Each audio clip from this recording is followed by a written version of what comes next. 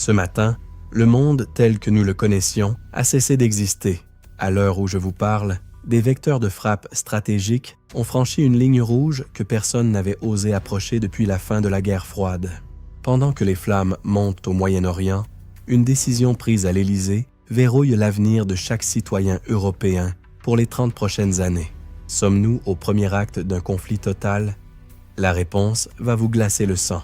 Bienvenue sur Pointe Fixe. Je suis Julianne Maurer.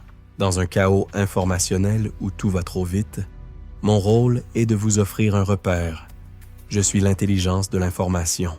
Aujourd'hui, nous connectons les points entre l'attaque massive sur l'Iran, le nouveau sanctuaire nucléaire français et un record climatique qui s'apprête à vider vos rayons de supermarché. L'opération conjointe menée cette nuit par les États-Unis et Israël contre l'Iran n'est pas une simple riposte, c'est un changement de paradigme. Pour la première fois, ce sont les centres de commandement et de production nucléaire qui ont été visés en plein cœur de Téhéran. Pourquoi cela vous concerne directement? Ne regardez pas seulement les images de missiles, regardez le détroit d'Ormuz. Si ce verrou maritime saute, 20% du pétrole mondial est bloqué. En France, le prix à la pompe pourrait bondir de 40 centimes d'ici lundi. Le président Macron a convoqué le Conseil de sécurité de l'ONU en urgence. Pas pour faire de la figuration, mais parce que nos intérêts énergétiques vitaux sont sur la ligne de front.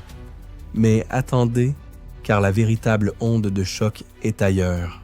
C'est une situation explosive, mais ce n'est que la face émergée de l'iceberg.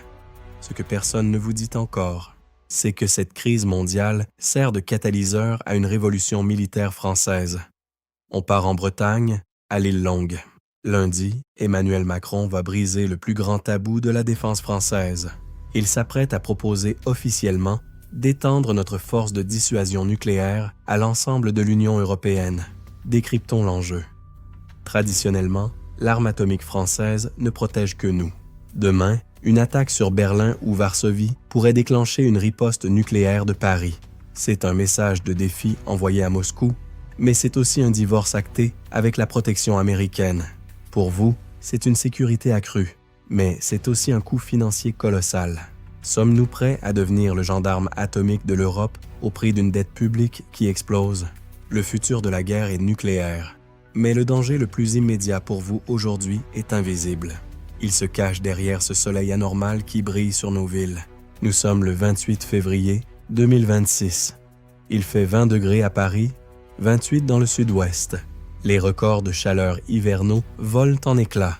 Si vous trouvez cela agréable, les agriculteurs, eux, sont en alerte maximale. Cette douceur précoce force la végétation à un réveil brutal.